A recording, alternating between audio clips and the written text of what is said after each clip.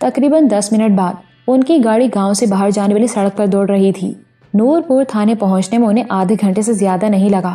گاڑی تھانے کے سامنے روک کر وہ دونوں نیچے اتر آئیں اور جیسے ہی وہ تھانے کے گیٹ میں داخل ہوئیں، دائیں طرف ٹہلی کے درخت کے نیچے بندھی ہوئی سفید گھوڑی دیکھ کر نایاب چونک گئی۔ اس نے سکندر کی گھوڑی پہچاننے میں کوئی غلطی نہیں کی تھی۔ گھوڑی نے بھی اس کی طرف دیکھا اور اگلا پیر زمین پر مارنے لگی۔ نایاب تیز تیز قدم اٹھاتے ہوئے گھوڑی کے پاس پہنچ گئی اور اس کی گردن تھپتھپانے لگی۔ گیٹ پر کھڑا ہوا سنتری اسی کی طرف دیکھ رہا تھا۔ نایاب رابعہ کو لے کر اندر آ گئی۔ انسپکٹر اپنے کمرے میں موجود تھا۔ ان دونوں کو دیکھ کر وہ کرسی سے اٹھ گیا۔ بیٹھیے بی بی، انسپکٹر نے کرسیوں کی طرف اشارہ کرتے ہوئے کہا، پھر نایاب کی طرف دیکھتے ہوئے بولا، آپ کہتی ہیں کہ ہم جرائم پیشہ لوگوں کے خلاف کوئی کارروائی نہیں کرتے۔ اس واردات کو آج تیسرا ہی دن ہے اور دیکھیے ہم نے ایک آدمی کو پکڑ لیا ہے۔ رابعہ بی بی اسے شناخت کر لیں تو ہم بہت جلد اس کے دوسرے ساتھیوں کو بھی پکڑ لیں گے۔ کوئی رزلٹ نکلنا چاہیے انسپکٹر صاحب، نایاب نے مسکراتے ہوئے کہا۔ اسے یہاں بلائیے، دیکھیں وہ کون ہے۔ انسپکٹر نے ہیڈ کانسٹیبل کو اشارہ کیا۔ چند منٹ بعد ہی ہیڈ کانسٹیبل ایک کانسٹیبل کے ساتھ ایک آدمی کو دھکے دیتا ہوا اندر لے آیا۔ کیوں ہوئے، انہیں جانتے ہو؟ انسپکٹر نے پوچھا۔ اس بی بی کو جانتا ہوں جی، اس نے نایاب کی طرف اشارہ کیا۔ یہ ملک صاحب کی پروہنی ہے، گاؤں میں دیکھا ہے جی اسے، لیکن اس کو نہیں جانتا جی، پہلے کبھی نہیں دیکھا۔ اب آئے ہو نا راستے پر، اب تو تم یہ بھی اعتراف کر لو گے کہ تم ملنگی ہو۔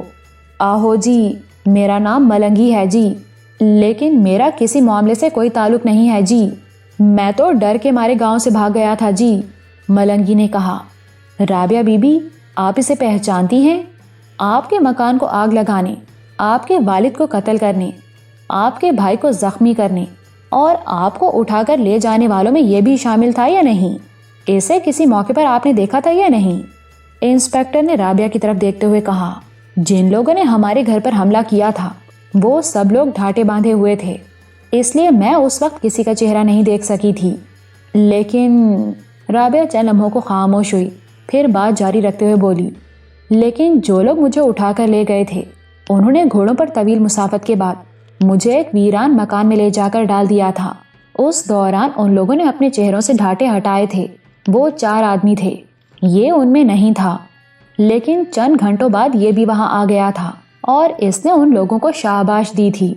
یہ جھوٹ بولتی ہے تھانے دار جی، ملنگی بولا، لیکن یہ مجھ پر جھوٹا الزام لگا رہی ہے۔ میں ان 4 میں سے کسی کو نہیں جانتا جن کے بارے میں یہ بتا رہی ہے۔ میں بتاتی ہوں وہ کون تھے اور تم ان سب کو جانتے ہو، نایاب نے اس کی طرف دیکھتے ہوئے کہا۔ 2 آبے کا مشہور ڈاکو حاکم علی، اس کے ساتھ امین اور ببر بھی تھے۔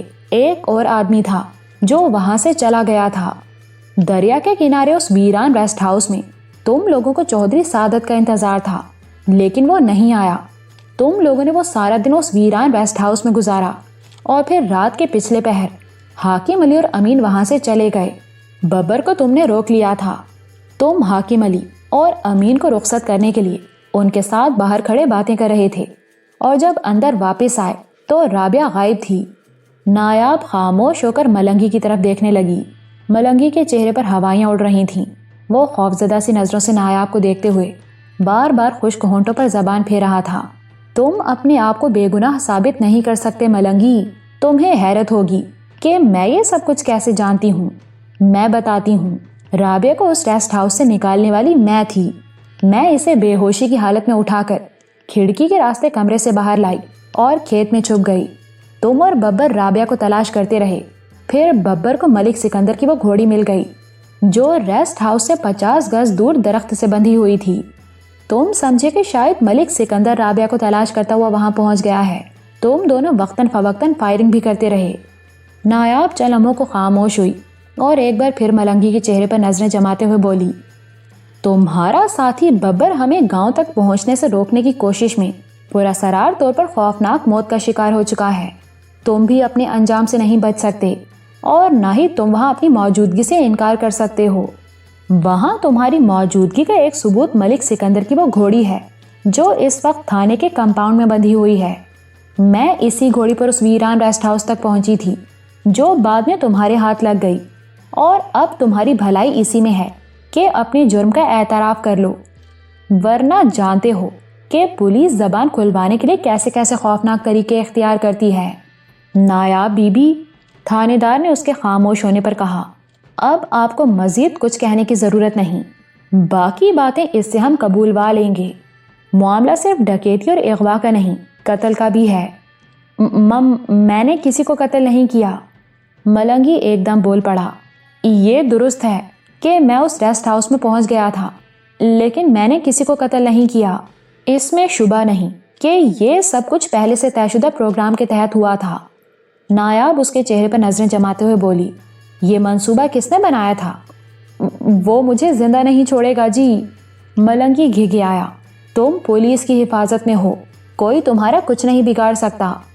اگر تم نے سب کچھ سچ سچ نہ بتایا تو نواب دین کے قتل سمیت تمام جرائم تمہارے کھاتے میں آئیں گے، اور پھر تمہیں پھانسی کے پھندے سے کوئی نہیں بچا سکتا۔ کیوں انسپیکٹر صاحب، میں نے غلط تو نہیں کہا؟ نایاب انسپیکٹر کی طرف دیکھنے لگی۔ جو باتیں مجھے کہنی چاہیے تھیں وہ آپ کہہ رہی ہیں۔ انسپیکٹر مسکرایا، فرق صرف لہجے کا ہے، میرا لہجہ آپ سے مختلف ہوگا اور یہ فر بولنے لگے گا۔ وہ ملنگی کی طرف دیکھنے لگا، پھر ہیڈ کانسٹیبل کو مخاطب کرتے ہوئے بولا، اسے ذرا ڈرائنگ روم میں لے جاؤ اور اس سے معلوم کرو یہ منصوبہ کس نے بنایا تھا۔ گو کہ میں سب کچھ سمجھ گیا ہوں، لیکن اس کی زبان سے سننا چاہتا ہوں۔ ہیڈ کانسٹیبل نے ملنگی کو سر کے بالوں سے پکڑ لیا اور اسے کھینچتا ہوا دفتر سے باہر لے گیا۔ نایاب اور رابعہ تقریباً 1 گھنٹے تک تھانے میں بیٹھی رہیں، اور پھر ان کی موجودگی ہی میں ملنگی کو دوبارہ انسپیکٹر کے سامنے پیش کیا گیا۔ پولیس والوں نے اس کی ٹھیک ٹھاک توازہ کر ڈالی تھی۔ اس مرتبہ سوال کرنے پر وہ واقعی فر بولنے لگا تھا۔ ملنگی کے کہنے کے مطابق یہ منصوبہ چودھری سعادت ہی نے تیار کیا تھا، لیکن اس منصوبے کے مطابق صرف رابعہ کو اغوا کرنا مقصود تھا۔ سعادت یہ کام گاؤں کے کسی آدمی سے نہیں لینا چاہتا تھا، اس نے یہ کام ملنگی کے سپرد کر دیا۔ 4 روز پہلے ملنگی نے 2 آبے کے علاقے میں حاکم علی سے رابطہ کیا۔ حاکم علی اس علاقے کا ایک بدنام ڈاکو تھا۔ اس کے گروہ میں کئی لوگ شامل تھے جو 2 آبے کے جنگل میں پناہ گاہوں میں چھپے رہتے تھے اور آس پاس کی بستیوں اور گاؤں دیہاتوں میں لوٹ مار کرتے رہتے تھے۔ حاکم علی سے 2 لاکھ میں معاملہ طے ہوا تھا۔ اسے صرف لڑکی اغوا کرنے کی ہدایت کی گئی تھی، لیکن وہ کچھ زیادہ ہی کارکردگی دکھا گیا۔ انہوں نے رابعہ کو اٹھانے کی کوشش کی تھی۔ قیوم اور بوڑھے نواب دین کی طرف سے مزاحمت کا سامنا کرنا پڑا، جس پر حاکم علی نے نواب دین پر کلہاڑیوں سے وار کیے۔ اس کے ایک آدمی نے مکان کو آگ لگا دی۔ قیوم نے حاکم علی کو روکنے کی کوشش کی تو اس پر بھی حملہ کیا گیا۔ قیوم زخمی ہو کر گر پڑا، وہ بے ہوش ہو گیا تھا۔ حاکم علی اور اس کے ساتھی یہی سمجھے کہ وہ بھی ختم ہو گیا ہے۔ وہ لوگ رابعہ کو لے کر فرار ہو گئے۔ ملنگی اس رات گھر میں ہی تھا۔ گاؤں میں شور کی آوازیں سن کر وہ بھی جاگ گیا تھا، لیکن وہ صورتحال معلوم کرنے کے لیے گھر سے باہر نہیں نکلا، کیونکہ اسے معلوم تھا کہ آج رات حاکم علی اور اس کے ساتھی رابعہ کو اٹھا کر لے جانے والے ہیں۔ صبح 6 بجے کے قریب ایک پڑوسی نے ملنگی کو بتایا کہ گاؤں میں کیا ہو چکا ہے۔ اس صورتحال سے ملنگی ڈر گیا۔ وہ چودھری سعادت کا کارندہ تھا اور اس کے اشارے پر کچھ بدماشی بھی کرتا رہتا تھا۔ گاؤں کے سبھی لوگ جانتے تھے کہ چودھری سعادت اور نایاب میں ٹسل چل رہی ہے۔ چودھری کے نام پر ان تمام لوگوں کو دھمکیاں دی گئی تھیں جو نایاب کا ساتھ دے رہے تھے۔ قیوم اور چند آدمی چونکہ نایاب کے لیے حویلی کی صفائی کا کام کر رہے تھے، اس لیے انہیں بھی دھمکایا گیا تھا کہ وہ نایاب کا ساتھ چھوڑ دیں، اور قیوم کی بہن کو اغوا کرنے کا پروگرام بنایا تاکہ دوسرے عبرت حاصل کریں اور نایاب کا ساتھ چھوڑ دیں۔ لیکن معاملہ اس سے بھی زیادہ سنگین ہو گیا تھا اور ملنگی ڈر گیا تھا کہ کہیں گاؤں کے لوگ اسے مار نہ ڈالیں۔ وہ گاؤں سے بھاگ کھڑا ہوا۔ پہلے سے طے شدہ پروگرام کے مطابق حاکم اور اس کے ساتھی رابعہ کو لے کر دریا کے کنارے اس ویران ریسٹ ہاؤس میں چلے گئے تھے۔ ملنگی بھی وہاں پہنچ گیا۔ اگلے دن شام کو چودھری سعادت کو بھی وہاں پہنچنا تھا، لیکن اسے بھی اس صورتحال کی اطلاع مل گئی تھی اور شاید وہ اس لیے وہاں نہیں آیا تھا۔ اگلی رات حاکم علی ببر کو ملنگی کے پاس چھوڑ کر چلا گیا اور اس کے فوراً ہی بعد رابعہ پراسرار طور پر ریسٹ ہاؤس سے غائب ہو گئی تھی۔ وہاں ملک سکندر کی گھوڑی دیکھ کر ملنگی ڈر گیا تھا۔ وہ رات بھر اسی علاقے میں رابعہ اور سکندر کو تلاش کرتے رہے۔ پھر اس نے ببر کو گاؤں کی طرف بھیج دیا کہ اگر رابعہ اور سکندر گاؤں کی طرف جاتے ہوئے نظر آئیں تو انہیں ختم کر دیا جائے۔ ببر نے 2-3 آدمیوں کو ساتھ ملا لیا اور گاؤں کے راستے کے قریب چھپ کر بیٹھ گیا۔ اس نے چودھری فرمان کے یکے کو روکا اور پھر وہاں جو کچھ بھی ہوا وہ سب کے لیے حیرت انگیز تھا۔ اس پراسرار بوڑھے کے بارے میں گاؤں کے سبھی لوگ جان چکے تھے۔ ببر اس پراسرار بوڑھے کے ہاتھوں مارا گیا۔ اس کے 3 ساتھی بھاگ کھڑے ہوئے تھے۔ ملنگی کو ببر کی موت کی اطلاع مل گئی۔ وہ ڈر کر اپنی موجودہ پناہ گاہ سے بھی بھاگ نکلا اور دو آبے کے علاقے میں جنگل کے کنارے اس چھوٹی سی بستی میں پہنچ گیا جہاں اس نے ڈاکو حاکم علی سے رابطہ کیا تھا۔ اس نے حاکم علی کو پیغام بھیجوا دیا اور اس بستی میں رک کر انتظار کرنے لگا۔ وہ شام کا وقت تھا۔ اس کا خیال تھا حاکم علی اب صبح ہی آئے گا یا اسے جنگل میں اپنے ٹھکانے پر بلا لے گا، لیکن صبح سویرے پولیس نے اس بستی کو گھیرے میں لے لیا اور اس طرح ملنگی حاکم علی کے ڈیرے پر پہنچنے کے بجائے پولیس کے شکنجے میں آ گیا۔ میں بالکل بے قصور ہوں تھانے دار جی، آخر میں وہ کہہ رہا تھا۔ میں تو ایک معمولی سا کارندہ ہوں، مجھے جو حکم ملتا ہے وہی کرتا ہوں۔ جب تم یہ سب کچھ کر رہے تھے اس وقت تو تم نے یہ نہیں سوچا ہوگا کہ تمہارا کیا انجام ہوگا۔ اب تمہیں پتہ چل جائے گا، تھانے دار نے کہا، پھر ہیڈ کانسٹیبل کی طرف دیکھتے ہوئے بولا، بند کر دو، اسے میں بعد میں دیکھوں گا۔ تو ہم چلیں انسپیکٹر صاحب، نایاب بولی۔ اب ساری بات کھل کر سامنے آ گئی ہے۔ میرا خیال ہے آپ کی تفتیش میں اب کوئی چیز مانے نہیں ہونی چاہیے۔ آپ فکر نہ کریں نایاب بی بی، انسپیکٹر بولا۔ یہ کیس اب کھلی کتاب کی طرح سامنے آ گیا ہے۔ اس سے پہلے میرے ذہن میں جو الجھنیں تھیں وہ بھی ختم ہو گئی ہیں۔ مجرم خواہ کتنا ہی با اثر کیوں نہ ہو، قانون کی گرفت سے نہیں بچ سکے گا۔ شکریہ جناب، نایاب مسکراتے ہوئے بولی۔ ملک صاحب کی گھوڑی باہر بندھی ہوئی ہے، اس کے بارے میں گھوڑی شام تک پہنچ جائے گی، آپ فکر نہ کریں، انسپیکٹر نے کہا۔ نایاب اور رابعہ تھانے سے باہر آ گئیں۔ گاؤں کی طرف جاتے ہوئے نایاب نے کار ایک جگہ روک لی اور کھیتوں کی طرف دیکھنے لگی جہاں تقریباً 500 گز دور ٹبے پر وہ پرانی حویلی نظر آ رہی تھی۔ ایک راستہ اس طرف سے بھی حویلی تک جاتا تھا، لیکن یہ راستہ جھاڑیوں سے پٹا پڑا تھا۔ نایاب کچھ دیر تک حویلی کی طرف دیکھتی رہی، پھر اس نے کار آگے بڑھا دی اور رابعہ کی طرف دیکھتے ہوئے بولی، حویلی کی صفائی وغیرہ میں کم از کم 1 مہینہ لگے گا۔ اب شہر سے واپس آ کر ہی کام شروع کراؤں گی اور اسی وقت تمہارے مکان کا کام بھی شروع کیا جائے گا۔ میرے مکان کا کام؟ رابعہ نے چونک کر اس کی طرف دیکھا۔ ہاں بھائی، تمہارا مکان بھی تو بنوانا ہوگا، مکان نہیں ہوگا تو تم لوگ رہو گے کہاں؟ نایاب نے کہا۔ ہمارا مکان تم بنواؤ گی؟ رابعہ کے لہجے میں حیرت تھی۔ ہاں بھائی، نایاب گہرا سانس لیتے ہوئے بولی، یہ سب کچھ میری وجہ سے ہوا ہے۔ تمہارے ابا کو تو میں واپس نہیں لا سکتی، یہ کسی کے بس میں بھی نہیں ہے، البتہ دوسرا نقصان پورا کر سکتی ہوں۔ میں آج قیوم سے بھی بات کروں گی، ہماری واپسی تک وہ ملبہ وغیرہ ہٹوا دے گا۔ جگہ کی پیمائش کا پتہ چل جائے تو میں شہر میں کسی آرکیٹیکٹ سے کوئی ڈھنگ کا نقشہ بھی بنوا لوں گی۔ کیا تمہارے پاس اتنا پیسہ ہے کہ یہ سب کچھ کر سکو؟ تمہیں تو ابھی اس جائیداد میں حصہ بھی نہیں ملا، رابعہ نے کہا۔ جائیداد میں حصہ؟ نایاب نے ہلکا سا کہکہا لگایا۔ میں اس جائیداد کے حصے پر انحصار نہیں کر رہی ہوں رابعہ، ویسے بھی میں اتنی گئی گزری نہیں ہوں، اور پھر اب تو مجھے اتنی دولت مل گئی ہے کہ… وہ کہتے کہتے رک گئی۔ کیسی دولت؟ رابعہ نے پوچھا۔ تم لوگوں کے پیار اور خلوص کی دولت، نایاب نے بات بدل دی۔ ان چیزوں کے سامنے دنیاوی دولت کوئی حیثیت نہیں رکھتی۔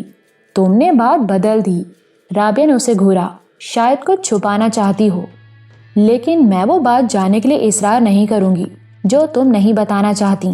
ہاں، کوئی ایسی ہی بات ہے، وقت آنے پر تمہیں سب کچھ بتا دوں گی، کچھ نہیں چھپاؤں گی تم سے۔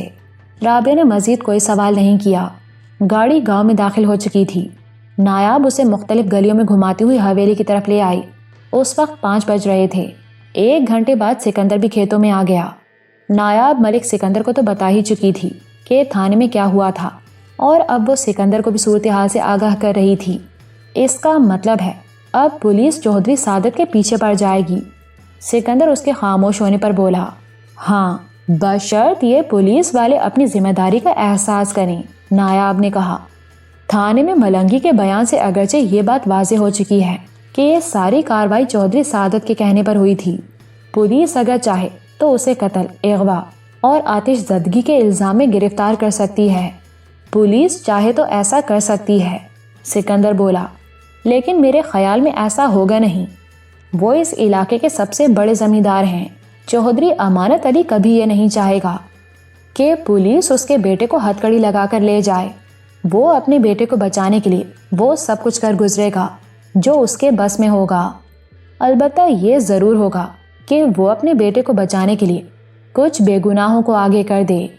لیکن اب میں ایسا نہیں ہونے دوں گی، نایاب نے کہا۔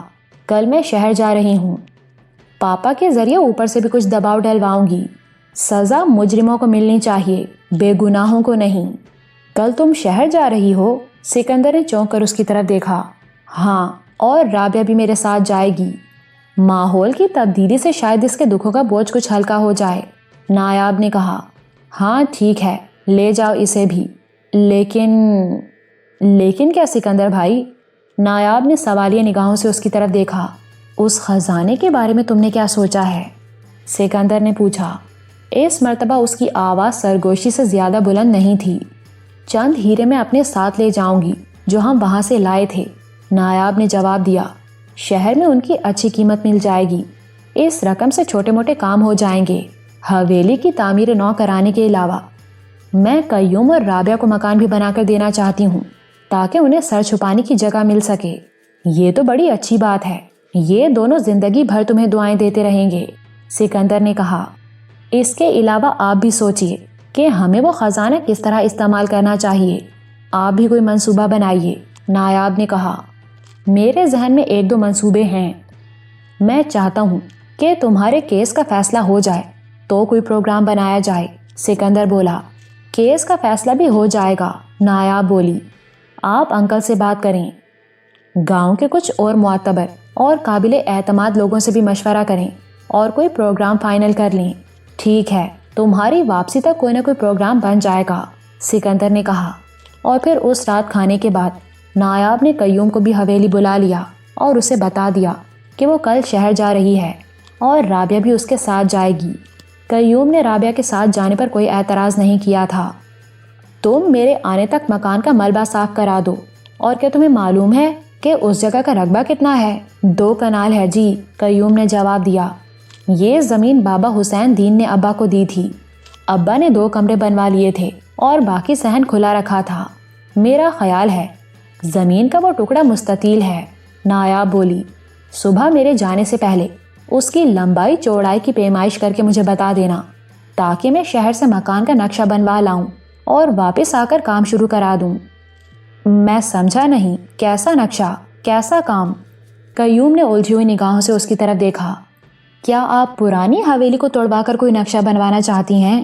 میں پرانی حویلی کی نہیں، تمہارے مکان کی بات کر رہی ہوں، نایاب نے کہا۔ اپنے مکان والی زمین کی لمبائی چوڑائی ناپ کر صبح مجھے بتا دینا۔ میں شہر سے واپس آتے ہی مکان کی تعمیر کا کام شروع کروا دوں گی اور پرانی حویلی کا کام بھی اب واپس آنے کے بعد ہی شروع کراؤں گی۔ اور ہاں، اگر میرے بعد کوئی غیر معمولی بات ہو تو فوراً شہر آ کر مجھے اطلاع دینا۔ ٹھیک ہے چھوٹی بی بی، قیوم نے کہا۔ زمین کی پیمائش میں آپ کو صبح دے دوں گا، لیکن آپ کب تک واپس آئیں گی؟ 1 ہفتہ تو لگ جائے گا، ہو سکتا ہے 2-4 دن اوپر بھی ہو جائیں۔ تم رابعہ کی طرف سے پریشان مت ہونا، نایاب نے کہا۔ رابعہ آپ کے ساتھ جا رہی ہے جی، میں پریشان کیوں ہونے لگا؟ قیوم نے مسکراتے ہوئے کہا۔ ٹھیک ہے، اب تم جاؤ، نایاب نے کہا۔ صبح 7 بجے سے پہلے مجھے زمین کی پیمائش بتا دینا، میں جلدی نکل جانا چاہتی ہوں۔ ٹھیک ہے جی، میں صبح 7 بجے سے پہلے ہی آ جاؤں گا، قیوم کہتے ہوئے اٹھ گیا۔ وہ کچھ دیر رابعہ کے پاس کھڑا باتیں کرتا رہا، پھر رخصت ہو گیا۔ قیوم کے جانے کے بعد نایاب اپنا سامان پیک کرنے لگی۔ وہ جب یہاں آئی تھی تو اس کے پاس صرف ایک بریف کیس تھا جس میں 2 جوڑے کپڑوں کے علاوہ ضرورت کی چند چیزیں تھیں۔ یہاں آ کر تو وہ نرگس ہی کے کپڑے استعمال کرتی رہی تھی اور اب وہ نرگس والے استعمال شدہ کپڑے بھی ساتھ لے جا رہی تھی۔ 2-3 جوڑے رابعہ کے تھے جو اسے گاؤں کی عورتوں نے دیے تھے۔ سکینہ نے اسے اپنا ایک سوٹ کیس دے دیا تھا۔ ان چیزوں کے علاوہ گاؤں کی کچھ سوغاتیں بھی تھیں۔ اسی طرح ایک گٹری بھی تیار ہو گئی تھی۔ تیاری مکمل کرنے کے بعد وہ نرگس وغیرہ کے ساتھ ایک کمرے میں بیٹھ گئی اور باتوں کا ایسا سلسلہ شروع ہوا جو ختم ہونے کا نام ہی نہیں لیتا تھا۔ ان میں سے کوئی بھی رات کو 1 لمحے کے لیے بھی نہیں سویا تھا۔ نرگس صبح 6 بجے باورچی خانے میں گھس گئی اور ناشتہ تیار کرنے لگی۔ وہ لوگ ناشتہ کر رہے تھے کہ قیوم بھی آ گیا۔ اس نے کاغذ کا ایک ٹکڑا نایاب کی طرف بڑھا دیا۔ یہ مکان والی زمین کی پیمائش ہے، اس نے کہا، پھر رابعہ سے باتیں کرنے لگا۔ سکندر بھی ناشتہ کر کے تیار ہو چکا تھا۔ سوٹ کیس اور گٹری کار کی ڈگی میں رکھ دی گئی۔ سکندر نے اسٹیئرنگ سنبھال لیا۔ رابعہ اور نایاب پچھلی سیٹ پر بیٹھ گئیں۔ گاؤں کی بہت سی عورتیں نایاب اور رابعہ کو رخصت کرنے پہنچ گئی تھیں۔ رابعہ اور نایاب نے ان کی طرف دیکھ کر ہاتھ لہرایا اور کار حرکت میں آ گئی۔ کار گاؤں سے نکل کر کھیتوں کے درمیان شہر کی طرف جانے والی سڑک پر چلنے لگی۔ سڑک ٹوٹی پھوٹی ہونے کی وجہ سے کار کی رفتار بہت ہلکی تھی۔ نایاب کھڑکی سے باہر دیکھ رہی تھی۔ کار اب اس جگہ پہنچ گئی تھی جہاں سے پرانی حویلی نظر آ رہی تھی۔ نایاب حویلی کی طرف دیکھ رہی تھی۔ دفتن وہ چونک گئی۔ حویلی کی اوپر والی منزل پر ایک محرابی جھروکا تھا جہاں بیٹھ کر دور دور تک کھیتوں کا نظارہ کیا جا سکتا تھا، اور اس وقت اس جھروکے میں کسی کو کھڑے دیکھ کر نایاب چونکی تھی۔ وہ جو کوئی بھی تھا سفید لباس پہنے ہوئے تھا اور اس میں سنہرے پن کی جھلک بھی نمایاں تھی۔ نایاب غور سے اس طرف دیکھنے لگی۔ پہلے تو وہ اسے اپنا واہمہ سمجھی تھی، لیکن وہ واہمہ نہیں تھا۔ اس جھروکے میں واقعی کوئی کھڑا تھا اور وہ کوئی آدمی تھا۔ سکندر بھائی ذرا گاڑی روکنا، نایاب نے کہا۔ سکندر نے گاڑی روک لی اور نایاب گہری نظروں سے حویلی کی طرف دیکھنے لگی۔ کیا بات ہے نایاب، کیا دیکھ رہی ہو؟ سکندر نے مڑ کر اس کی طرف دیکھتے ہوئے پوچھا۔ سکندر بھائی وہ آدمی آپ کو نظر آ رہا ہے؟ وہ جو حویلی کے جھروکے میں کھڑا ہے، نایاب نے کہا۔ کہاں؟ مجھے تو کوئی نظر نہیں آ رہا، سکندر حویلی کی طرف دیکھتے ہوئے بولا۔ وہ جھروکے میں سفید لباس پہنے ہوئے، نایاب نے کہا۔ مجھے تو وہاں کوئی نظر نہیں آ رہا۔ کیوں رابعہ، تمہیں کچھ دکھائی دے رہا ہے؟ سکندر نے رابعہ کی طرف دیکھتے ہوئے کہا۔ تمہیں کوئی وہم ہو گیا ہے نایاب، وہاں واقعی کوئی نہیں ہے، رابعہ نے کہا۔ نایاب ایک بار پھر گہری نظروں سے حویلی کی طرف دیکھنے لگی۔ دوسری منزل کے جھروکے میں وہ سفید لباس والا انسانی ہیولا اسے صاف نظر آ رہا تھا۔ فاصلہ زیادہ ہونے کی وجہ سے یہ اندازہ لگانا دشوار تھا کہ وہ کوئی مرد تھا یا عورت، لیکن پھر وہ ہیولا واضح ہوتا چلا گیا۔ نایاب کو یوں لگا جیسے اس کی آنکھوں میں دوربین کے لینس فٹ ہو گئے ہوں۔ لینس جیسے آہستہ آہستہ ایڈجسٹ ہو رہے تھے اور ہیولا قریب آتا جا رہا تھا، اور پھر یوں لگا جیسے وہ نایاب کے بالکل سامنے کھڑا ہو۔ نایاب کے منہ سے بے اختیار گہرا سانس نکل گیا۔ وہ اس نوجوان کو دیکھ کر حیران رہ گئی تھی۔ ایسا جوان رانا اس نے زندگی میں کبھی نہیں دیکھا تھا۔ لمبا قد، سرخ و سفید رنگت، موٹی موٹی چمکتی ہوئی آنکھیں۔ نایاب کو یوں محسوس ہوا جیسے وہ اسے اپنی طرف بلا رہا ہو، اور پھر نایاب نے دروازہ کھولنے کے لیے ہینڈل پر ہاتھ رکھا ہی تھا کہ سکندر نے گاڑی آگے بڑھا دی۔ نایاب کے منہ سے ایک بار پھر گہرا سانس نکل گیا۔ حویلی کے جھروکے میں کھڑا ہوا وہ خوبرو نوجوان اچانک ہی غائب ہو گیا تھا، جیسے وہیں کھڑے کھڑے ہوا میں تحلیل ہو گیا ہو۔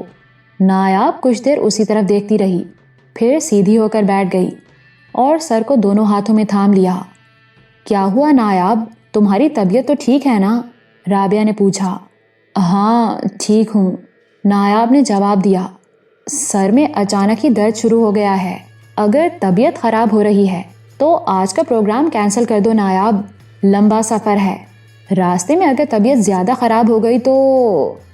نہیں میں ٹھیک ہوں، نایاب نے سکندر کی بات کاٹ دی اور سیدھی ہو کر بیٹھ گئی۔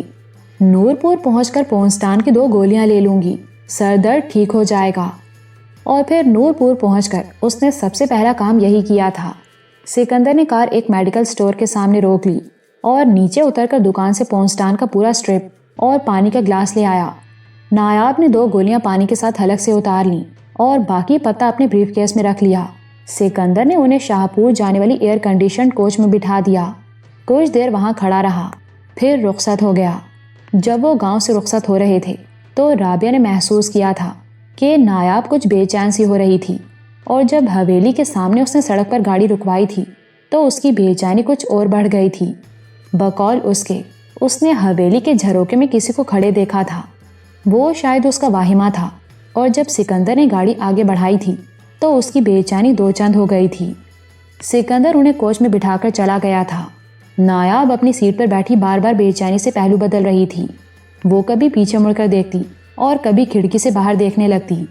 ایک مرتبہ وہ اپنی سیٹ سے اٹھی بھی تھی، لیکن پھر دوبارہ بیٹھ گئی اور دونوں ہاتھوں سے کنپٹیاں مسلنے لگیں۔ نایاب، اگر تمہاری طبیعت ٹھیک نہیں ہے تو ہم بس سے اتر جائیں؟ کل یا 1-2 دن بعد چلے جائیں گے، رابعہ نے کہا۔ نہیں، میں ٹھیک ہوں، نایاب نے جواب دیا۔ حالانکہ وہ ٹھیک نہیں تھی، اس کی بے چینی بڑھتی جا رہی تھی، آگ بھر رہی تھی اس کے اندر، دماغ سلگ رہا تھا، سینے میں غبار سا پھیلتا جا رہا تھا، آنکھیں سرخ ہو گئی تھیں۔ بس میں بیٹھے ہوئے لوگ بھی بار بار اس کی طرف دیکھ رہے تھے۔ نایاب کو اس طرح بے چین دیکھ کر رابعہ کا دل چاہ رہا تھا کہ وہ نایاب کو زبردستی بس سے اتار لے۔ سکندر ابھی قصبے ہی میں کہیں ہوگا، وہ اسے تلاش کر لے گی۔ اگر وہ نہ بھی ملا تو وہ کسی تانگے پر بیٹھ کر گاؤں واپس چلی جائیں گی۔ رابعہ اپنے اس ارادے پر عمل کرنے کے بارے میں سوچ ہی رہی تھی کہ ڈرائیور اپنی سیٹ پر آ کر بیٹھ گیا۔ کنڈکٹر بھی دروازے میں کھڑا ہو گیا۔ ڈرائیور نے انجن سٹارٹ کر دیا اور کوچ حرکت میں آ گئی۔ بسوں کا اڈا شہر کے وسط میں تھا۔ کوچ کو شہر سے نکلنے میں 5 منٹ لگ گئے اور پھر وہ شاہپور کی طرف جانے والی ہائی وے پر آ گئی۔ اس کے ساتھ ہی کوچ کی رفتار تیز ہو گئی۔ رابعہ نے ایک اور بات خاص طور سے نوٹ کی۔ کوچ جیسے جیسے نورپور سے دور ہوتی جا رہی تھی، نایاب میں بھی تبدیلی آتی جا رہی تھی۔ جیسے جیسے فاصلہ طے ہوتا گیا، اس کی بے چینی کم ہوتی گئی، اور جب کوچ چند میل آگے دریا کا پل پار کر گئی تو نایاب بھی پرسکون ہو گئی۔ اس کی آنکھوں کی سرخی بھی بتدریج کم ہو رہی تھی۔ کیسی طبیعت ہے اب؟ رابعہ نے پوچھا۔ بالکل ٹھیک ہوں، نایاب نے جواب دیا۔ اب تو سر میں بھی درد نہیں ہو رہا۔ پتہ نہیں مجھے کیا ہو گیا تھا، کبھی کبھی ایسا ہو جاتا ہے، رابعہ بولی۔ شکر ہے تمہاری طبیعت سنبھل گئی، میں تو پریشان ہو گئی تھی کہ اگر راستے میں تمہاری طبیعت زیادہ خراب ہو گئی تو میں کیا کروں گی۔ اب تو میں بالکل ٹھیک ہوں، تمہیں کوئی پریشانی نہیں ہوگی، نایاب نے کہا، اور پھر وہ چہک چہک کر باتیں کرنے لگی۔ بس کے وہ مسافر جو کچھ دیر پہلے نایاب کے لیے پریشان ہو رہے تھے، اب اسے چہکتے دیکھ کر حیران ہو رہے تھے۔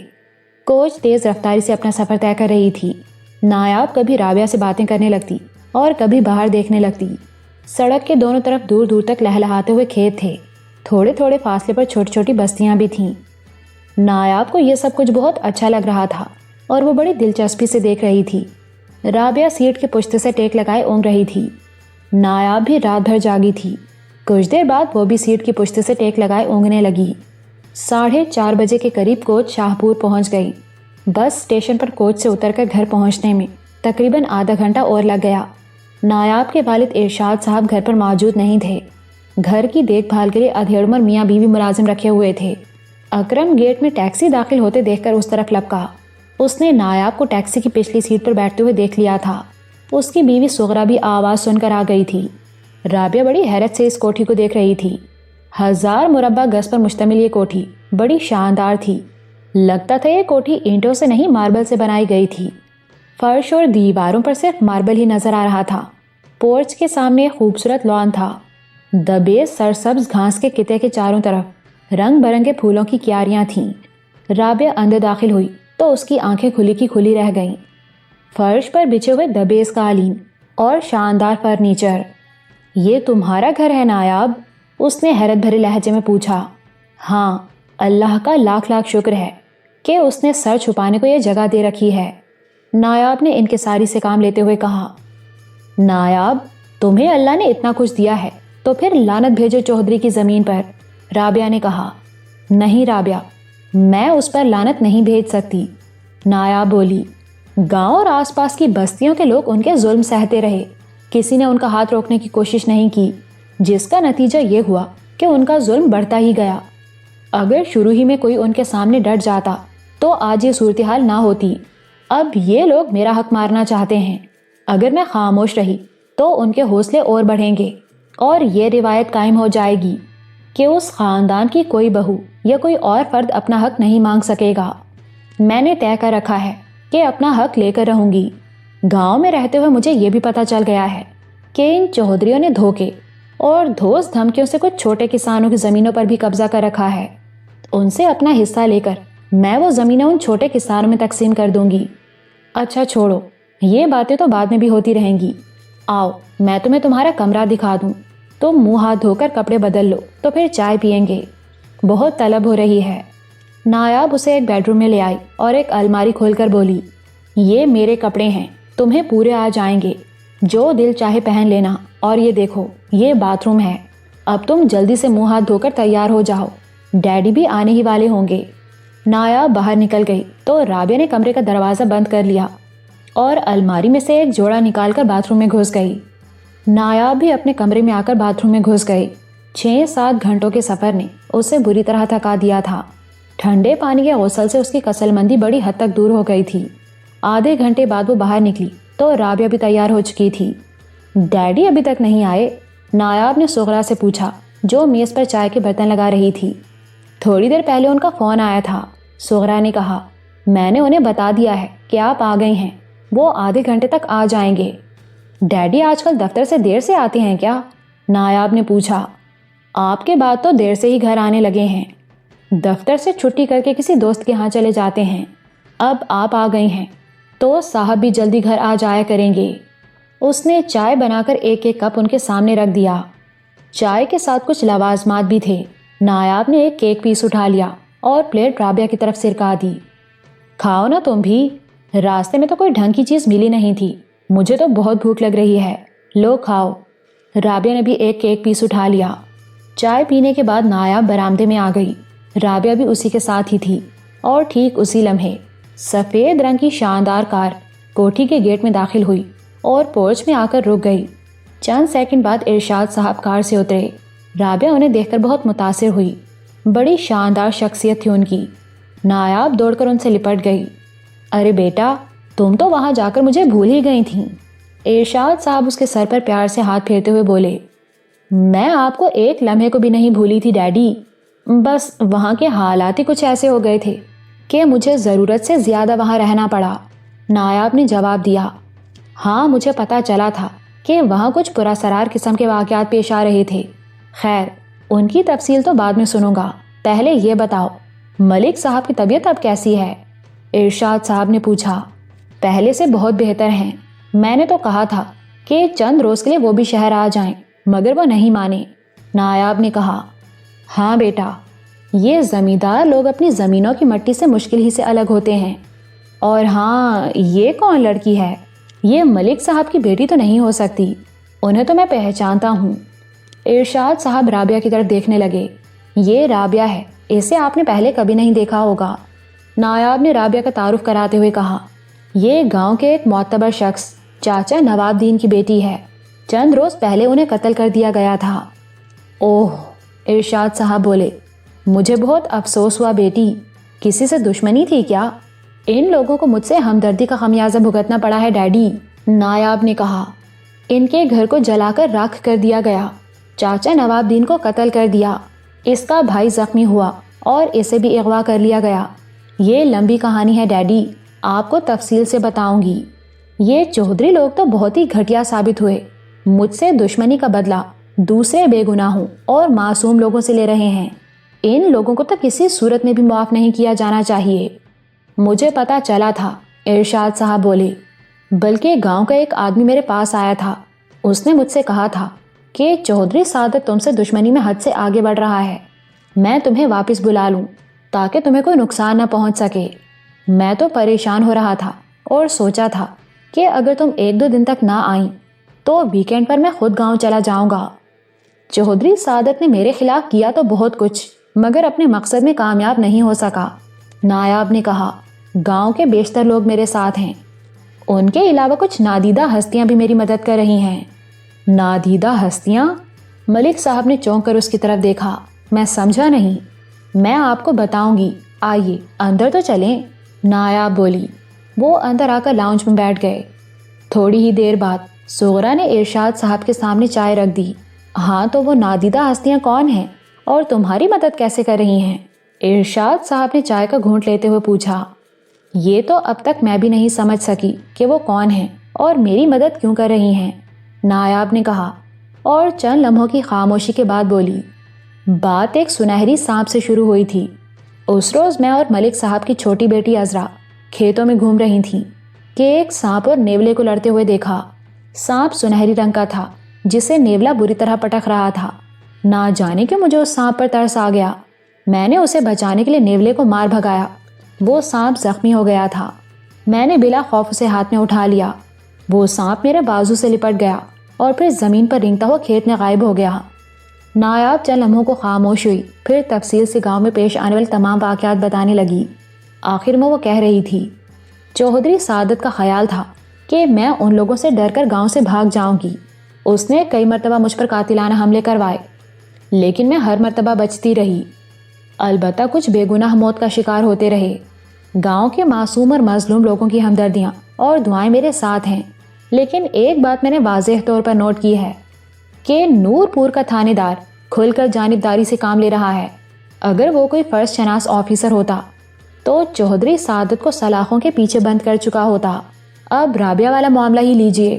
ملنگی نے اگرچہ میری موجودگی میں یہ بیان دیا تھا کہ یہ سارا منصوبہ چودھری سعادت نے بنایا تھا اور تھانے دار نے مجھ سے وعدہ کیا تھا کہ وہ قانون کے مطابق کارروائی کرے گا، لیکن آج صبح تک تو خاموشی ہی تھی۔ مجھے امید نہیں کہ وہ انسپیکٹر سعادت کے خلاف کوئی کارروائی کرے گا۔ اس سلسلے میں تو میں اس علاقے کے ڈی سی سے فون پر بات کر لوں گا، لیکن یہ نادیدہ ہستیوں کے بارے میں تم جو کچھ بھی بتا رہی ہو وہ میرے لیے ناقابل یقین اور حیرت انگیز ہے۔ ارشاد صاحب نے اس کے خاموش ہونے پر کہا، یہ سچ ہے انکل۔ رابعہ نے پہلی مرتبہ گفتگو میں حصہ لیتے ہوئے کہا، اگر وہ پراسرار اور نادیدہ ہستیاں نایاب کی پشت پر نہ ہوتیں تو شاید چودھری اپنے مقصد میں کامیاب ہو چکا ہوتا۔ یہ سب کچھ میرے لیے حیرت انگیز ہے۔ ارشاد صاحب بڑبڑائے، گاؤں کے سب لوگ ان پراسرار واقعات کی تصدیق کر سکتے ہیں۔ رابعہ بولی، انہی پراسرار واقعات کو بنیاد بنا کر چودھری سعادت نے نایاب کو بدنام کرنے کی ایک مہم بھی چلائی تھی۔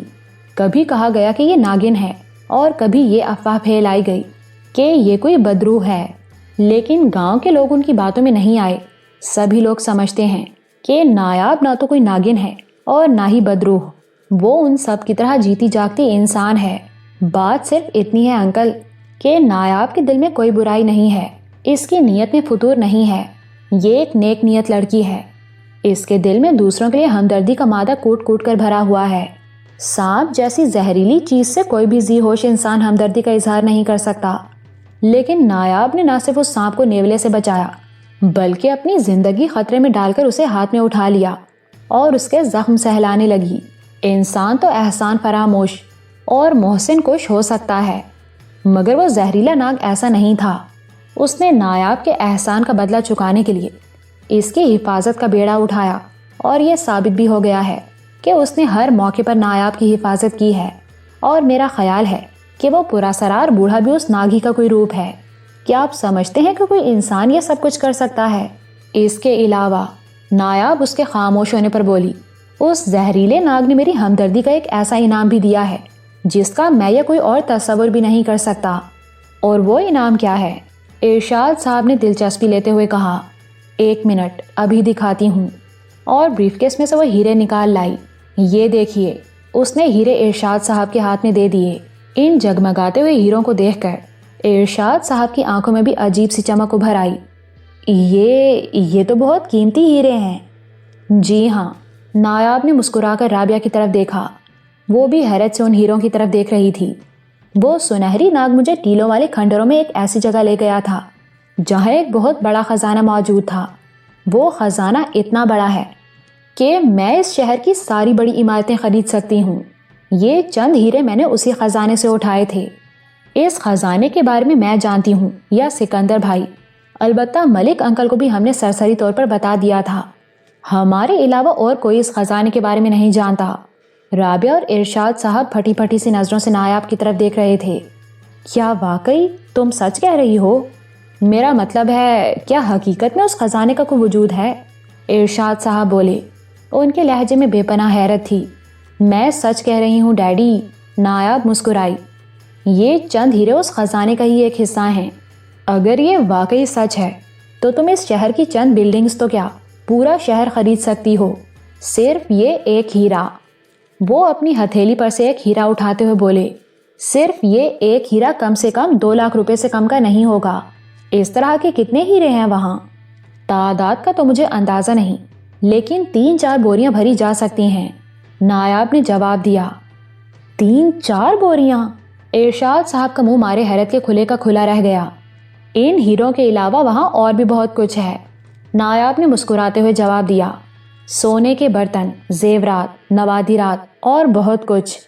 اس خزانے میں ایک خوبصورت تاج بھی ہے جس میں اس قسم کے کئی ہیرے جڑے ہوئے ہیں۔ اگر اس ایک ہیرے کی قیمت 2 لاکھ ہو سکتی ہے تو پھر اس تاج کی قیمت 8-10 کروڑ روپے سے کم نہیں ہوگی۔ مائی گاڈ! ارشاد صاحب نے سر کو دونوں ہاتھوں سے تھام لیا۔ میری ایک بات غور سے سنو بیٹی، یہ کوئی گمشدہ خزانہ ہے جو اتفاق سے تمہیں مل گیا ہے۔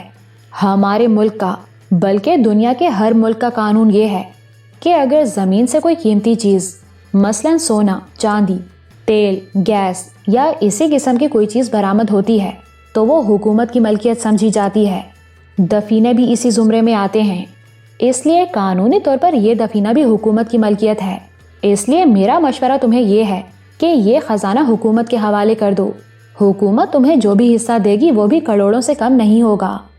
آپ ٹھیک کہتے ہیں ڈیڈی، نایاب نے مسکراتے ہوئے جواب دیا، لیکن مسئلہ یہ ہے کہ میرے علاوہ اور کوئی بھی اس خزانے کو استعمال نہیں کر سکتا۔ اگر کسی اور نے خزانے کو ہاتھ لگانے کی کوشش کی تو وہ رکھ کر ڈھیر بن جائے گا، اور ویسے بھی کوئی اور اس خزانے تک نہیں پہنچ سکتا کیونکہ اس کی حفاظت شیلتا نامی ایک ایسی ناگن کر رہی ہے جو صدیوں پہلے شاید مر گئی تھی، اور سنہرا سانپ جسے میں نے نیولے سے بچایا تھا اسی کی نسل سے ہے۔ میں سمجھا نہیں۔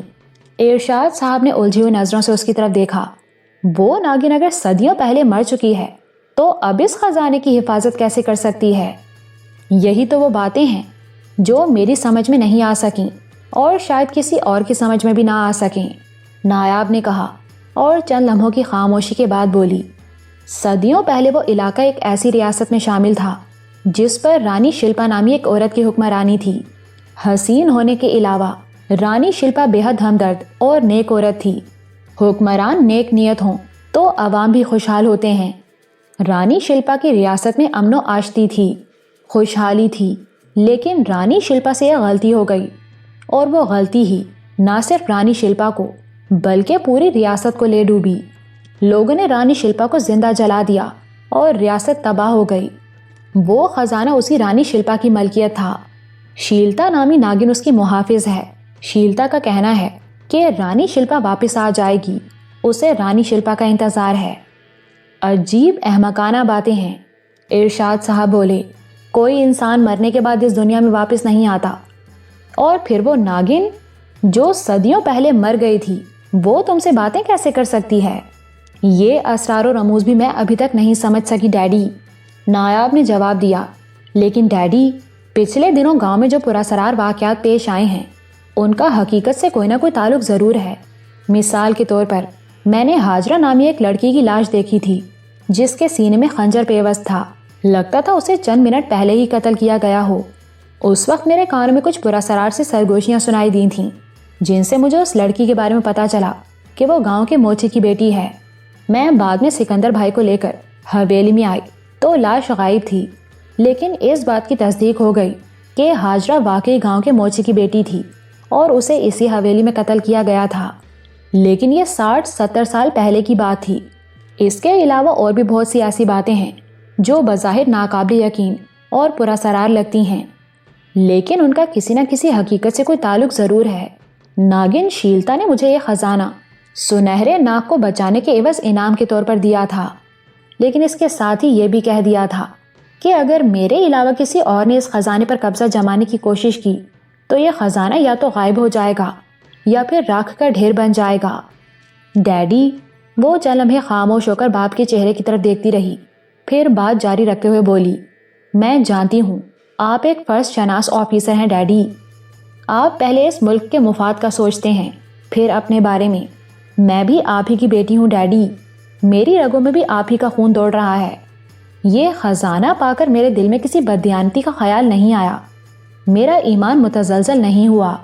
اگر یہ خزانہ مجھے عام حالات میں ملا نہ ہوتا تو میں آپ کے کہنے سے پہلے اسے حکومت کے حوالے کر دیتی، لیکن یہ خزانہ جن حالات میں مجھے ملا ہے وہ میں آپ کو بتا چکی ہوں۔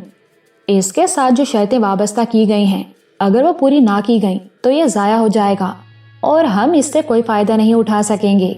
میں نے سکندر بھائی سے بات کی ہے، ہم اس خزانے سے فائدہ اٹھا سکتے ہیں، غریبوں اور عام لوگوں کی بھلائی کے لیے کئی فلاحی منصوبے پائے تکمیل کو پہنچائے جا سکتے ہیں، لیکن اگر یہ خزانہ کسی کی مداخلت سے ضائع ہو گیا تو میں نے جو سوچا ہے وہ سب دھرے کا دھرا رہ جائے گا۔ اس لیے ڈیڈی پلیز میری باتوں پر ذرا ٹھنڈے دل سے سوچئے اور خزانے کے راز کو اپنے سینے تک ہی محدود رکھیے، پلیز ڈیڈی۔ ٹھیک ہے بیٹی، ارشاد صاحب نے گہرا سانس لیتے ہوئے کہا، لیکن ان ہیروں کو کیسے ڈسپوز آف کرو گی؟ یہ آپ مجھ پر چھوڑ دیجئے ڈیڈی، نایاب نے کہا، میں 2-4 روز میں خود ہی ان کا بندوبست کر لوں گی، آپ فکر نہ کریں۔ ان کے قریب بیٹھی ہوئی رابعہ بڑی حیرت سے باپ بیٹی کی باتیں سن رہی تھی۔ نایاب کئی روز گاؤں میں رہی تھی اور اس کے حوالے سے کئی پراسرار واقعات رونما ہوئے تھے۔ یہ سب کچھ حیرت انگیز تھا، لیکن ان سب سے زیادہ حیرت انگیز وہ خزانہ تھا جس کا ذکر اس نے اس وقت پہلی مرتبہ سنا تھا، اور وہ جانتی تھی کہ خزانے کے بارے میں بھی نایاب جھوٹ نہیں بول رہی تھی۔ اس کے پاس ثبوت کے طور پر وہ ہیرے موجود تھے جو اس وقت سامنے میز پر رکھے ہوئے تھے۔ وہ لوگ باتیں کر رہے تھے کہ ملازمہ صغرا نے آ کر بتایا کہ کھانا تیار ہو گیا ہے۔ وہ تینوں چونک گئے، ان میں سے کسی کو بھی باتوں میں وقت گزرنے کا احساس نہیں ہوا تھا۔ نایاب نے دیوار پر لگی ہوئی گھڑی کی طرف دیکھا، 9 بج رہے تھے۔ چلو بھائی، کھانا لگ گیا ہے، باتیں بعد میں ہوتی رہیں گی، ارشاد صاحب نے اٹھتے ہوئے کہا۔ نایاب اور رابعہ بھی اٹھ گئیں۔ تمہارے بنگلے میں آتش زنی کے سلسلے میں ایک پیش رفت ضرور ہوئی ہے، ارشاد صاحب نے کہا۔ وہ تینوں کھانے کے بعد ڈرائنگ روم میں بیٹھے کافی کی چسکیاں لیتے ہوئے باتیں کر رہے تھے۔ 2 روز پہلے پولیس کو نارتھ کینال کے پل کے قریب کنارے کی جھاڑیوں میں پھنسی ہوئی ایک آدمی کی لاش ملی ہے۔ لاش گل سڑ چکی ہے، اس کی شناخت ممکن نہیں رہی تھی، لیکن بائیں کلائی میں پھنسی ہوئی گھڑی کی وجہ سے پولیس نے اسے نثار کی حیثیت سے شناخت کیا ہے۔ اوہ، نایاب بولی، پولیس یہ کیسے کہہ سکتی ہے کہ وہ گھڑی نثار ہی کی تھی جس سے نثار کو شناخت کر لیا گیا؟ گھڑی کی پشت پر نثار کا نام کندہ ہے، ارشاد صاحب نے بتایا۔ پولیس کو شبہ ہے کہ کوٹھی کو آگ لگانے سے پہلے ان لوگوں نے نثار کو گرفت میں لے لیا تھا۔ وہ لوگ غالباً اسے اپنے ساتھ لے گئے تھے، چند روز اسے اپنی حراست میں رکھا اور پھر قتل کر کے لاش نہر میں پھینک دی۔ لاش 3-4 روز پرانی تھی، جسم کا گوشت گل سڑ گیا تھا، چہرہ تو بالکل شناخت کے قابل نہیں رہا تھا۔ اس کے علاوہ کچھ اور؟ نایاب نے سوالیہ نگاہوں سے ان کی طرف دیکھا۔ کچھ نہیں، ارشاد صاحب نے نفی میں سر ہلا دیا۔ پولیس ابھی تک کسی کا سراغ نہیں لگا سکی۔ کل میں انشورنس والوں سے بھی ملا تھا۔ وہ کیا کہتے ہیں؟ نایاب نے پوچھا۔ جب تک پولیس اپنی تفتیش مکمل نہیں کر لیتی، انشورنس والے کلیم کے بارے میں کوئی فیصلہ نہیں کر سکتے، ارشاد صاحب نے جواب دیا۔ ٹھیک ہے ڈیڈی، نایاب بولی، کل میں خود پولیس کے تفتیشی آفیسر اور انشورنس کمپنی والوں سے ملوں گی۔ اس نے بات کرتے ہوئے رابعہ کی طرف دیکھا۔ وہ صوفے پر بیٹھی جمائیاں لے رہی تھی۔ تمہیں نیند آ رہی ہے رابعہ؟ سو جاؤ جا کر۔ رابعہ کو واقعی نیند آ رہی تھی۔ اس وقت 11:30 بج رہے تھے۔ گزشتہ رات جاگنے اور دن بھر کے سفر نے اسے بری طرح تھکا دیا تھا۔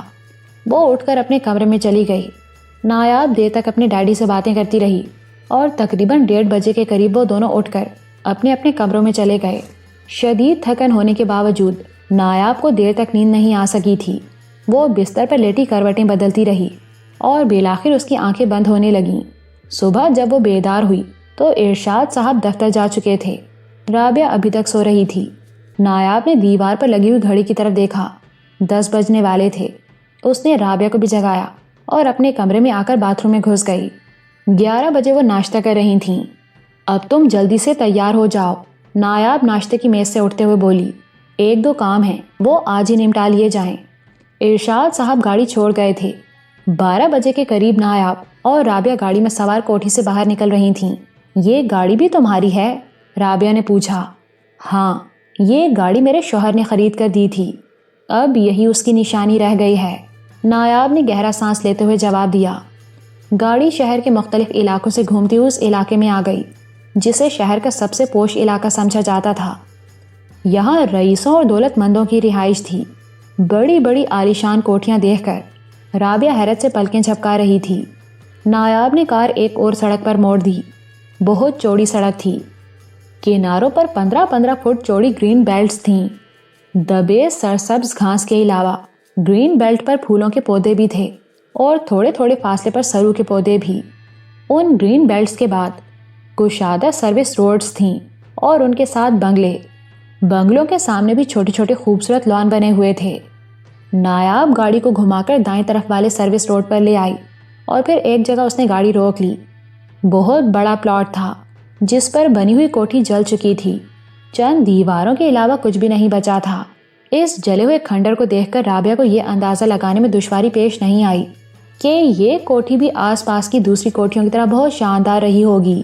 یہاں کیوں رک گئیں؟ یہ کس کی کوٹھی ہے؟ رابعہ نے پوچھا۔ یہ وہ کوٹھی ہے جو میرے شوہر نے انتقال سے پہلے میرے نام ٹرانسفر کر دی تھی۔ اس کے گھر والوں نے اس پر بھی میرا حق تسلیم نہیں کیا تھا، لیکن عدالت نے اس کار اور کوٹھی پر میرا حق تسلیم کر لیا۔ میرے سسرال والوں کو یہ بھی ناگوار گزرا اور اس کوٹھی کو جلا کر راکھ کر ڈالا۔ گزشتہ رات میں ڈیڈی سے اسی کے بارے میں باتیں کر رہی تھی۔ ایک آدمی کوٹھی کی دیکھ بھال کے لیے رکھا ہوا تھا جس کے بارے میں پولیس کا خیال ہے کہ اسے قتل کر کے لاش نہر میں پھینک دی گئی تھی، نایاب نے بتایا، اور کار کا انجن بند کر کے نیچے اتر آئی۔ رابعہ بھی اپنی طرف کا دروازہ کھول کر نیچے اتر آئی تھی۔ وہ دونوں کچھ دیر تک جلے ہوئے ملبے کا جائزہ لیتی رہیں، پھر نایاب سات علی کوٹھی کے گیٹ پر آ گئی۔ آگ سے اس کوٹھی کا بھی کچھ حصہ متاثر ہوا تھا۔ کوٹھی کے گیٹ کے سامنے اسٹول پر بیٹھا ہوا چوکیدار شروع ہی سے کار کی طرف دیکھ رہا تھا۔ پھر نایاب کو اپنی طرف آتے دیکھ کر وہ اٹھ کھڑا ہوا اور نایاب کو سلام کیا۔ نسرین باجی گھر پر ہیں یا نہیں؟ نایاب نے سلام کا جواب دیتے ہوئے پوچھا۔ جی بیگم صاحبہ گھر پہ ہیں، آپ آئیے، میں بتاتا ہوں انہیں، چوکیدار نے گیٹ کا ذیلی دروازہ کھولتے ہوئے کہا۔ وہ دونوں اس کے ساتھ گیٹ میں داخل ہو گئیں۔ برآمدے کی طرف چلتے ہوئے چوکیدار نایاب سے کوٹھی کی آتش زدگی پر افسوس کا اظہار کر رہا تھا۔ وہ لوگ برآمدے میں پہنچے ہی تھے کہ جالی والا دروازہ کھلا اور نسرین باہر آ گئی۔ نایاب کو دیکھ کر وہ تیزی سے آگے بڑھی۔ ارے نایاب، کہاں چلی گئی تھی تم؟ وہ نایاب سے لپٹ گئی۔ تم نے اپنی کوٹھی دیکھی؟ ہاں نسرین باجی، نایاب نے گہرا سانس لیتے ہوئے جواب دیا۔ نسرین اس سے تقریباً 10 سال بڑی تھی۔ نایاب جب یہاں رہائش پذیر تھی تو اس کا زیادہ آنا جانا اسی کے ہاں تھا اور وہ اسے باجی کہا کرتی تھی۔ کچھ پتا چلا آگ کس نے لگائی تھی؟ نسرین بولی۔ آؤ اندر آؤ نا تم لوگ۔ وہ نسرین کے ساتھ ڈرائنگ روم میں آ گئیں۔ نسرین نے ملازمہ کو چائے کے لیے کہہ دیا تھا۔ پولیس ابھی تک کچھ معلوم نہیں کر سکی، البتہ 2 دن پہلے نہر سے نثار کی لاش ملی ہے جسے قتل کر کے لاش نہر میں پھینک دی گئی تھی، نایاب نے کہا۔ ہائے اللہ، بیچارہ نثار، نسرین متاسفانہ انداز میں ہاتھ ملنے لگی۔ بہت اچھا لڑکا تھا، بیچارہ، شام کو اکثر گیٹ کے سامنے بیٹھا ہمارے چوکیدار سے باتیں کرتا رہتا تھا۔ میں تو کبھی کبھی اسے بازار بھیج کر سودا بھی منگوا لیا کرتی تھی، لیکن اس سے کسی کو کیا دشمنی تھی؟ وہ تو بہت شریف لڑکا تھا۔ ان لوگوں کا اصل مقصد تو مجھے نقصان پہنچانا تھا۔ نثار بھی اس کی لپیٹ میں آ گیا، نایاب نے کہا۔ ہو سکتا ہے نثار نے انہیں دیکھ لیا ہو اور ان میں سے کسی کو پہچان لیا ہو، اس لیے وہ کوٹھی کو آگ لگا کر اسے بھی اٹھا لے گئے اور بعد میں قتل کر کے لاش نہر میں پھینک دی۔ وہ چند لمحوں کو خاموش ہوئی، پھر بولی، میں تو دراصل یہ پوچھنے آئی تھی کہ اگر آپ لوگوں کو اس سلسلے میں کچھ معلوم ہو تو، میرا مطلب ہے آپ کے چوکیدار نے شاید کسی کو دیکھا ہو۔ پولیس نے لالا کا بیان لیا تھا، نسرین نے جواب دیا۔ اس نے پولیس کو کسی آدمی کا حلیہ بھی بتایا تھا۔ اب پتہ نہیں پولیس نے اس سلسلے میں کچھ کیا یا نہیں، میں لالا کو بلاتی ہوں، اسی سے پوچھ لینا۔ اسی دوران ملازمہ چائے لے کر آ گئی۔ نسرین نے اس سے کہہ کر لالا کو بلوا لیا۔ لالا، کچھ یاد ہے اس رات کو کیا ہوا تھا؟ نایاب نے پوچھا۔ رات کے 2 بجے تھے جی، میں گیٹ کے اندر کی طرف بیٹھا اونگ رہا تھا، لالا نے بتانا شروع کیا۔ کسی گاڑی کے رکنے کی آواز سن کر میں اٹھ گیا تھا۔ ویسے تو گاڑیوں کی آمد و رفت رات بھر جاری رہتی ہے، لیکن اس وقت نہ جانے میرے دل میں کیا خیال آیا، میں نے چھوٹا دروازہ کھول کر باہر جھانکا۔ سفید رنگ کی وہ کار آپ کی کوٹھی کے گیٹ سے ذرا پیچھے رکی تھی۔ اسی وقت میں نے ایک آدمی کو کار سے اترتے ہوئے دیکھا تھا۔ وہ آدمی کار سے اتر کر ادھر ادھر دیکھ رہا تھا۔ میں دروازہ بند کر کے اندر آ گیا۔ اس کے تقریباً آدھے گھنٹے بعد ایک چیخ اور فائر کی آواز سنائی دی تھی۔ میں نے باہر نکلنا چاہا تھا، مگر اسی وقت 2-3 فائر اور ہوئے اور پھر اچانک ہی آپ کی کوٹھی میں آگ بھڑک اٹھی تھی۔ آگ لگانے سے پہلے پیٹرول چھڑکا گیا تھا کیونکہ میں نے پیٹرول کی بو محسوس کی تھی۔ لالا چند لمحوں کو خاموش ہوا، پھر بات جاری رکھتے ہوئے کہنے لگا، 5-6 منٹ تک فائرنگ ہوتی رہی۔ وہ جو کوئی بھی تھے ہوائی فائرنگ کر رہے تھے۔ ان کا مقصد غالباً یہ تھا کہ کوئی گھر سے باہر نہ نکلے۔ اس کے بعد کار سٹارٹ ہونے کی آواز سنائی دی۔ کار کے جانے کے بعد میں دروازہ کھول کر باہر نکل آیا اور شور مچا دیا۔ شور کی آواز سن کر لوگ گھروں سے باہر آ گئے تھے۔ ہمارے ڈاکٹر صاحب بھی اٹھ گئے تھے۔ کوٹھی میں آگ ایک دم بھڑک اٹھی تھی۔ غالباً اندر اور باہر پیٹرول اچھی طرح چھڑکا گیا تھا۔ آگ کے شعلے ساتری کوٹھیوں تک پہنچ رہے تھے۔ سب نے فائر بریگیڈ کو فون کر دیا۔ فائر بریگیڈ کی گاڑیاں تقریباً 1.5 گھنٹے بعد پہنچی تھیں۔ اس وقت تک کوٹھی پوری طرح آگ کی لپیٹ میں آ چکی تھی۔ آگ پر قابو پانے میں 2 گھنٹے لگے تھے، لیکن اس وقت تک سب کچھ جل کر راکھ ہو چکا تھا۔ اگر آگ پر قابو نہ پایا جاتا تو ساتھ والی دونوں کوٹھیاں بھی جل کر راکھ ہو جاتی۔ تم نے پولیس کو اس آدمی کا حلیہ بتایا تھا جسے تم نے کار سے اترتے ہوئے دیکھا تھا؟ نایاب نے اس کے خاموش ہونے پر پوچھا۔ جی بی بی جی، لالا نے جواب دیا۔ پولیس نے وہ حلیہ لکھ بھی لیا تھا۔ وہ آدمی کیسا تھا؟ نایاب نے پوچھا۔ لمبا سا قد تھا جی، اور بال پٹوں کی طرح تھے، لالا نے کہا اور پھر پورا حلیہ بتانے لگا۔ لالا اس آدمی کا حلیہ بتا رہا تھا اور نایاب کی آنکھوں میں چمک سی ابھرتی آ رہی تھی۔ اس نے رابعہ کی طرف دیکھا۔ حلیہ سن کر اس کی آنکھوں میں بھی چمک ابھر آئی تھی۔ وہی ہے، رابعہ بولی، اس کے علاوہ اور کوئی نہیں ہو سکتا۔ کون؟ کیا تم جانتی ہو اسے؟ نسرین نے چونک کر پوچھا۔ ہاں نسرین باجی، نایاب بولی، اگر پولیس اس آدمی کو یہاں تلاش کر رہی ہے تو وہ یقیناً نہیں ملا ہوگا، اور وہ یہاں ملے گا بھی نہیں۔ کیا مطلب؟ میں سمجھی نہیں۔ نسرین نے الجھی ہوئی نظروں سے اس کی طرف دیکھا۔ وہ آدمی اس شہر میں نہیں ہے، نایاب بولی۔ بہرحال ہمیں اب پولیس سے رابطہ کرنا ہوگا۔ اب میں چلتی ہوں نسرین باجی، پھر آؤں گی۔ وہ دونوں اٹھ گئیں۔ نسرین انہیں رخصت کرنے گیٹ تک آئی تھی۔ نسرین کے ہاتھ سے رخصت ہو کر نایاب سیدھا پولیس اسٹیشن پہنچی تھی۔ تھانہ انچارج تو اس وقت موجود نہیں تھا، البتہ وہ سب انسپیکٹر موجود تھا جسے اس کیس کا تفتیشی آفیسر مقرر کیا گیا تھا۔ نایاب نے اس سے اپنا تعارف کرایا اور اس کیس کے بارے میں دریافت کرنے لگی۔ ماہرین کے معائنے کے بعد اور لوگوں کے بیانات سے یہ ثابت ہو چکا ہے کہ آگ اتفاقیہ طور پر نہیں لگی تھی، بلکہ پیٹرول چھڑک کر لگائی گئی تھی۔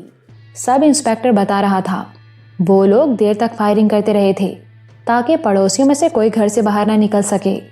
پہلے ہمارا شبہ تھا کہ آپ کا ملازم بھی اس میں شریک ہے، لیکن 3 دن پہلے نہر سے اس کی لاش ملی ہے، جس سے یہ اندازہ ہوا ہے کہ اس نے ملزمان میں سے کسی کو پہچان لیا تھا اور وہ لوگ اسے اٹھا کر لے گئے۔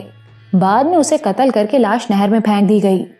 کیس نے اب نیا رخ اختیار کر لیا ہے، اس میں قتل بھی شامل ہو گیا ہے۔ ہمارے پڑوس والی کوٹھی میں رہنے والے ڈاکٹر عبد الوہاب کے چوکیدار نے ایک آدمی کو دیکھ لیا تھا اور اس نے آپ کو اس شخص کا حلیہ بھی بتایا تھا۔ اس سلسلے میں جی ہاں، سب انسپیکٹر نے اس کی بات کاٹ دی۔ اس شخص کی تلاش جاری ہے۔ چند مشتبہ لوگوں کو حراست میں بھی لیا گیا تھا۔